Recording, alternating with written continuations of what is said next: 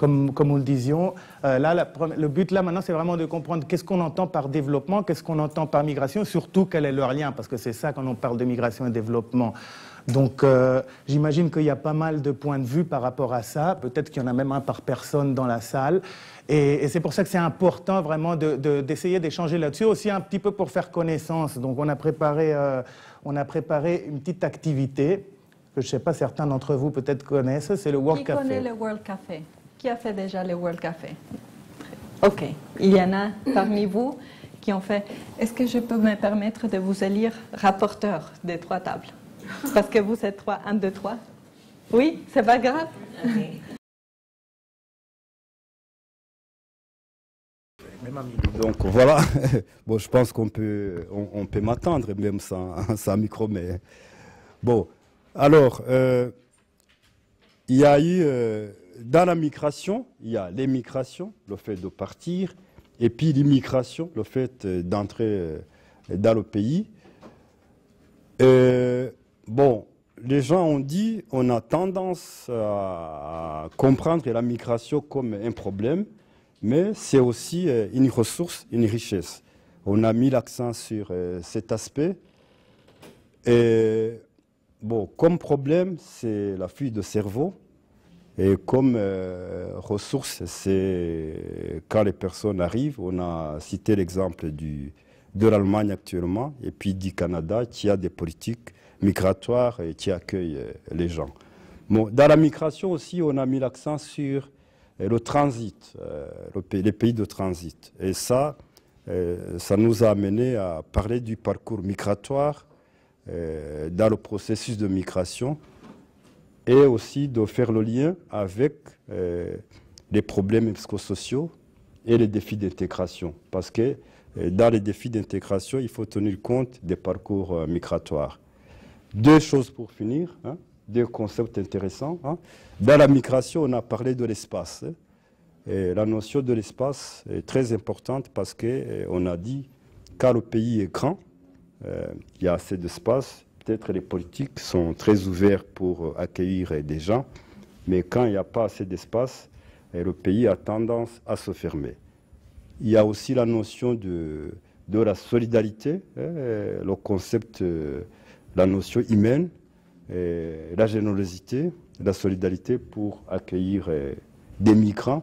Et finalement, il y a eu, c'est une petite phrase intéressante, on a dit, la migration fait peur quand on ne la connaît pas. Voilà, un peu de mots. Je ne sais pas s'il y a des choses à éclaircir qui ne sont pas très claires. Est-ce que j'ai oublié quelque chose pour les personnes qui étaient avec nous?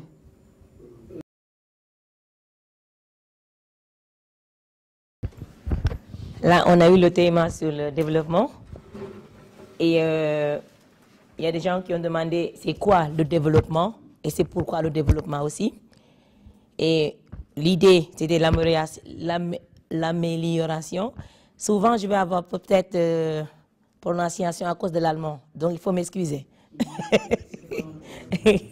L'amélioration des institutions, l'amélioration culturelle, religieuse. On a aussi la sensibilisation de... Parfois, je ne sais pas lire ce qu'on a écrit, parce que là, les écritures, là, je m'excuse. Et je n'ai pas tout dans ma tête. Oui, je crois que c'est mieux. Oui. Il faut s'instruire, la sensibilisation pour... C'est quoi? Pour innover ou améliorer ce qui est déjà là. Donc, c'est bon. Et il y a aussi l'intégration dans le temps pour avant tout lutter contre la corruption, l'innovation, mais positive. On a aussi valeur, respect et paix. Là, parfois, les écritures sont comme ça, donc il faut parfois, je fais la tête comme ça. Je m'excuse. Il y a aussi la pauvreté.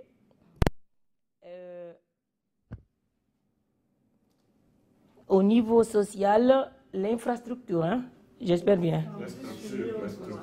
L'instructure personnelle, ou bien c'est pas ça, qui permettant l'harmonisation dans la vie et sociale.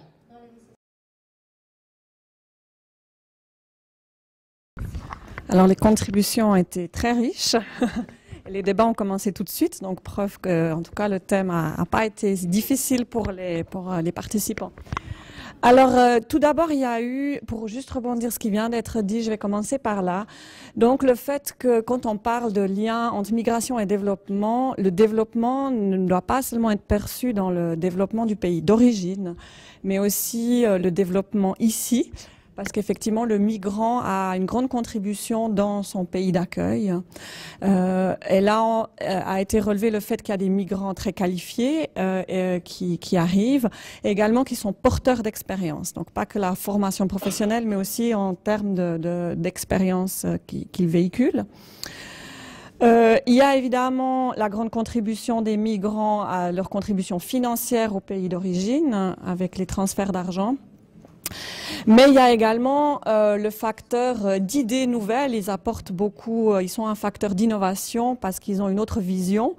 Et donc, ils enrichissent les pratiques de coopération au développement, mais aussi les pratiques de développement tout court. Donc, on a cité la migration enrichit le développement d'un pays ou d'une région. Et puis là a été noté le lien très fort avec l'intégration ici.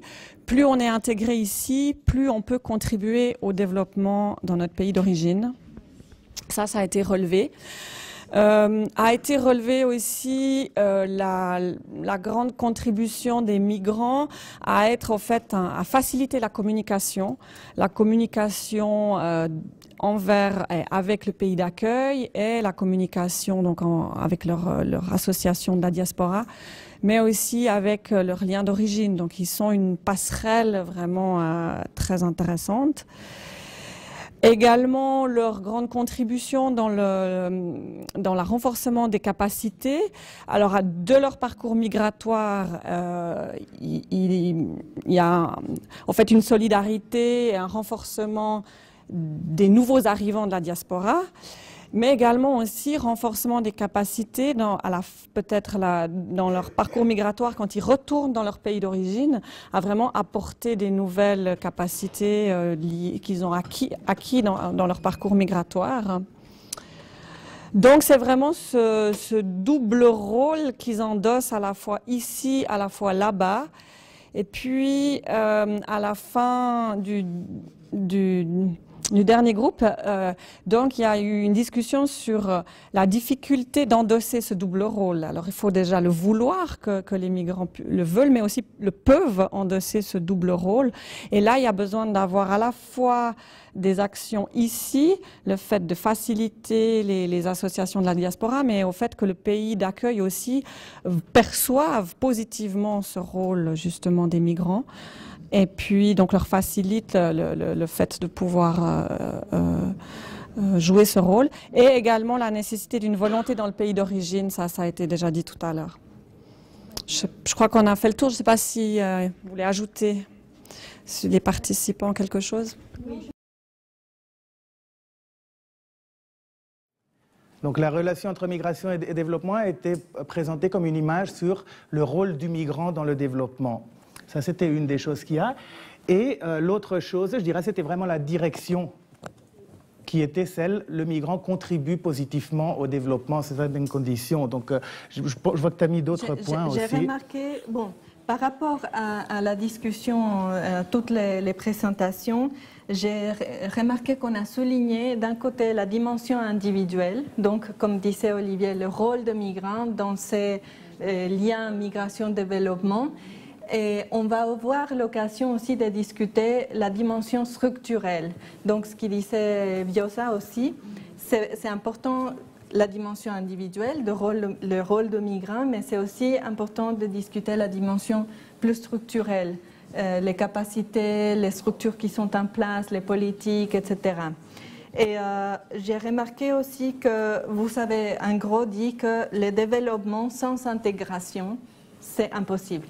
Ça va dans le sens de l'image de migrant qui doit faire ses preuves, etc., mais qui doit avoir aussi l'occasion de suivre une formation, d'avoir ses droits respectés dans la zone d'accueil, la zone où il vit. Et il y a cette relation mutuelle qui n'a pas, peut-être c'est ça le seul point que j'aimerais ajouter, il y a une relation mutuelle entre migration et développement. Souvent, ici, on a parlé des effets que la migration peut avoir sur le développement, soit de pays d'origine, quand vous dites il y a des transferts, peut-être des idées, il y a des transferts financiers, il y a aussi les effets, et c'est ça ce que j'aimerais souligner, il y a les effets que le développement peut avoir sur la migration. Et là, on va discuter après. Mais en gros, c'est les développements, comme on disait, la dimension structurelle, les politiques qui ont été mises en place ont aussi une influence sur la décision d'émigrer, peut-être parce qu'il n'y a pas de travail, parce qu'on n'a pas de terre, parce qu'on ne peut pas être propriétaire, c'est très difficile. Cette dimension structurelle va aussi avoir une influence sur comment se passe le mouvement. Donc, si on est dans un pays de transit, est-ce qu'on a accès à des services, etc. Et aussi dans les conséquences de ces mouvements. Comme vous le disiez, M. Youssouf, si on a l'occasion de suivre une formation, etc., si on est intégré ou pas intégré, ça va avoir une influence sur ce qu'on peut faire de cette migration.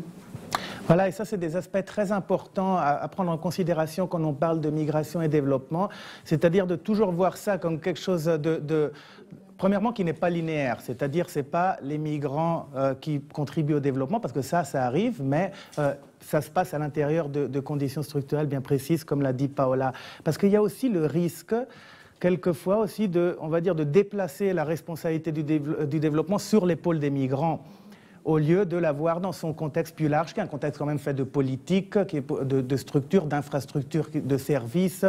Donc vraiment d'essayer de contempler cette relation entre migration et développement comme une relation complexe. La migration a un impact sur le développement, cet impact il peut être positif ou négatif.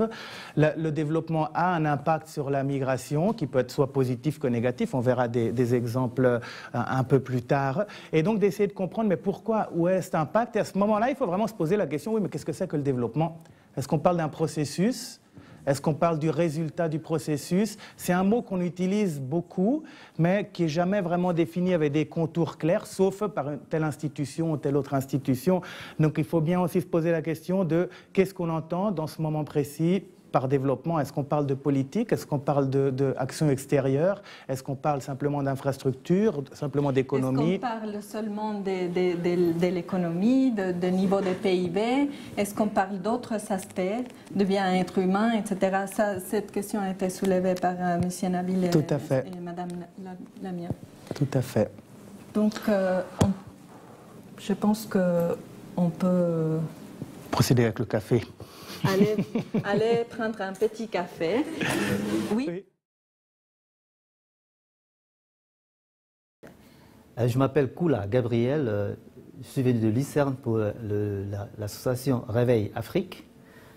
Je viens de l'Angola et je suis le président de cette association.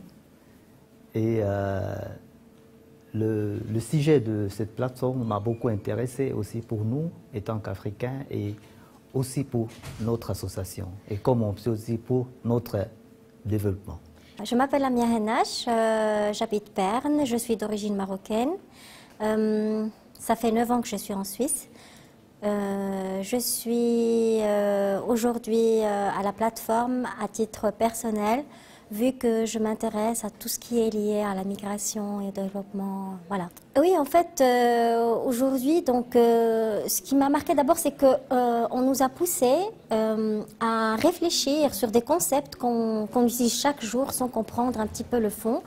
Et donc, on voit qu'il n'y a pas seulement une seule définition, mais il y a plusieurs définitions selon le contexte, selon les régions, selon si c'est une définition juridique ou sociale ou... Voilà, ça dépend, ça change. Et ce travail de réflexion, ça me plaît beaucoup parce qu'on commence à se remettre en cause et remettre en question beaucoup de choses. Voilà. En fait, il n'y a pas une seule définition pour la migration ou pour le développement. Je m'appelle Anne-Gué Girardet, je travaille à la Fédération vaudoise de coopération, FEDEVACO, qui est une fêtière qui a 45 associations membres actives dans la coopération au développement. Alors je suis là parce que la FEDEVACO est nouvellement membre de la plateforme MD Plateforme, parce que nous cherchons à renforcer aussi les associations vaudoises de la diaspora qui sont actives envers leur communauté d'origine, parce que ce sont des acteurs du développement et nous essayons donc de décloisonner, de prendre en considération, de renforcer tous les acteurs du développement. Alors, Monsieur Gakouba Théogène Octave, je suis enseignant-chercheur à la Haute École de Travail Social de Genève et je coordonne aussi le réseau de formation, de recherche et d'action sur les migrations africaines. C'est une association internationale qui s'intéresse aux migrations africaines.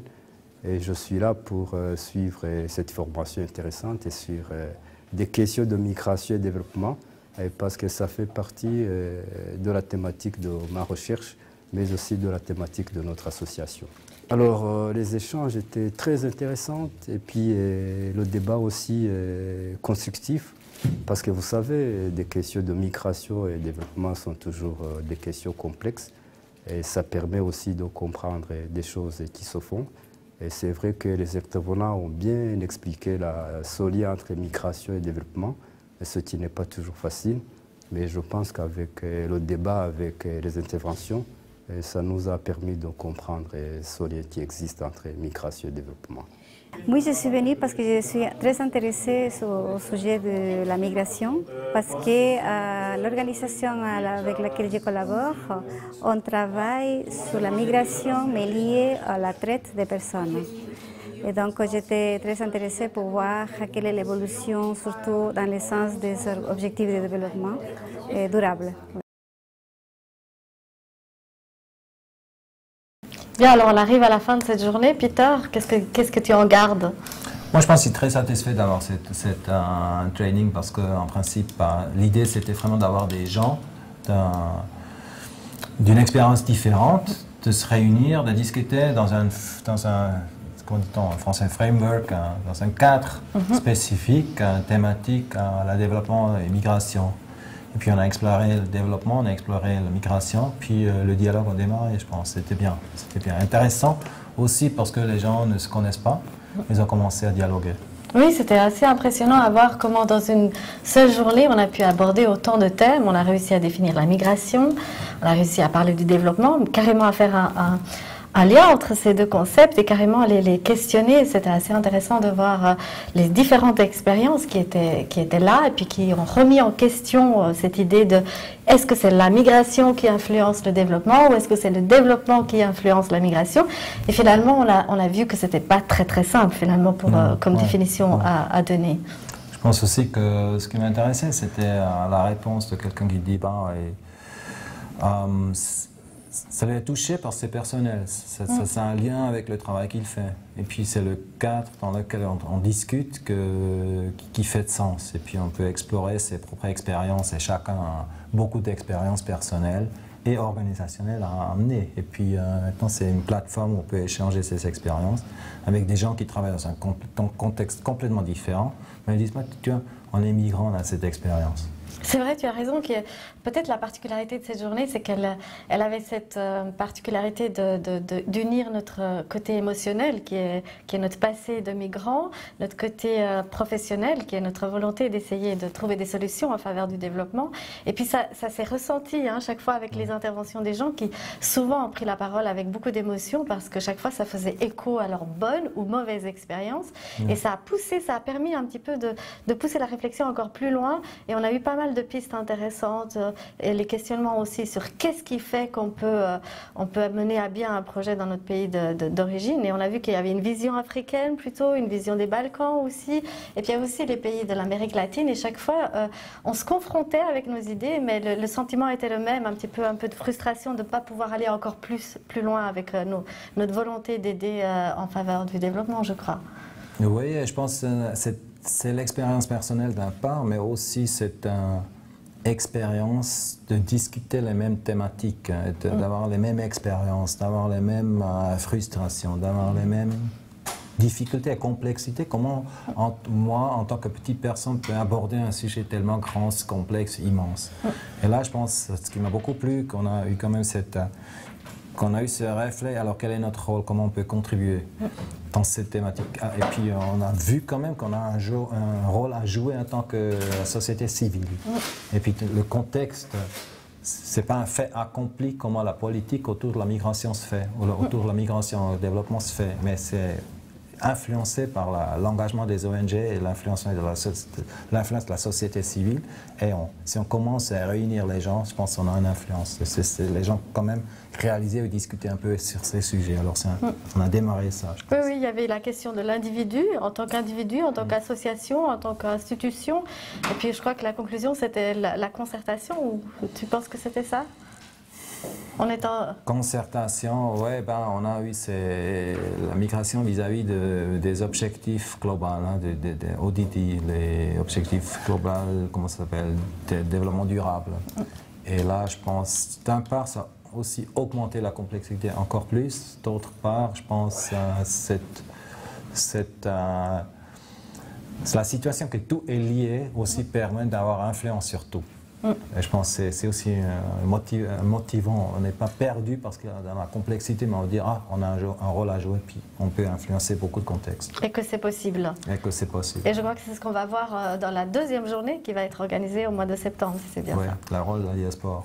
Ouais, merci. Ça a l'air bien, on voit qu'il y a une dynamique qui s'est créée, c'est un peu ce qu'on attendait. Pour nous, l'important, c'était vraiment de créer une dynamique, de créer des échanges entre les gens. Comme on l'a dit au début, ce n'était pas nous qui étions là pour enseigner quelque chose, mais plutôt pour guider des discussions, et ça s'est bien passé, je dirais. Oui, je crois que la diversité des participants, c'est un atout définitivement de la plateforme. Elle est capable de mettre ensemble une diversité des acteurs qu'autrement, peut-être, n'auraient pas l'occasion d'échanger entre eux. Et donc ça, c'est la richesse d'une formation comme celle-ci. Ils étaient actifs.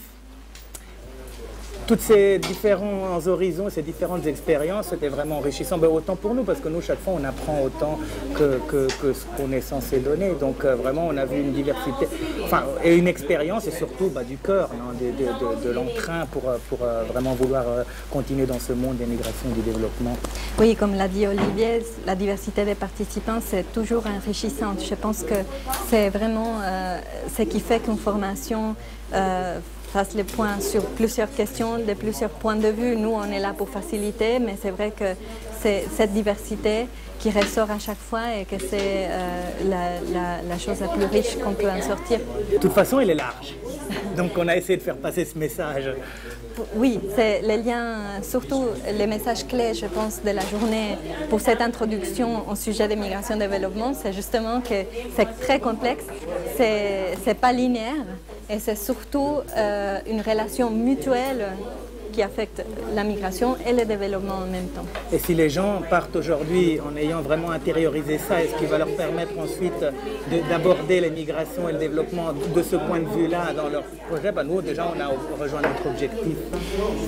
Je pense que chacun parle de son expérience et c'est ça qui m'a marqué parce que c'est ça qu'on cherche lorsqu'on est facilitateur. On aimerait construire les questions, la théorie, la pratique sur l'expérience des participants. Donc moi je suis très contente que les participants ont partagé leurs expériences et leurs points de vue. Et la dynamique était, moi ce qui me marque toujours, c'est vraiment la bonne ambiance. Et là, il y en avait de la bonne ambiance. Des fois, on a besoin de forcer un petit peu pour que le discours y parte. Là, il n'y a vraiment pas eu besoin. Non, ça je pense vraiment que tout seul. Tout le monde parle et c'est génial. Je pense qu'on espère que ça continuera, cette dynamique et cette complicité aussi entre les participants, même si c'est une formation d'une courte durée, d'une journée. Je pense qu'il y a des liens qui se forment, qui se tissent peu à peu et qu'on peut conserver dans le temps et on s'attend à créer cette ambiance aussi dans les prochaines formations. Exactement, c'est vraiment la question de l'ambiance et de voir la continuité, c'est ça qui va être intéressant, donc de voir vraiment la continuité d'une session à l'autre. Et puis justement, comme tu disais, les liens qui se créent entre les différents participants, ça c'est très important. Je pense que pour nous, c'est vraiment en tant que facilitateur, ça nous facilite la tâche. Ça fait plaisir. Ça fait plaisir.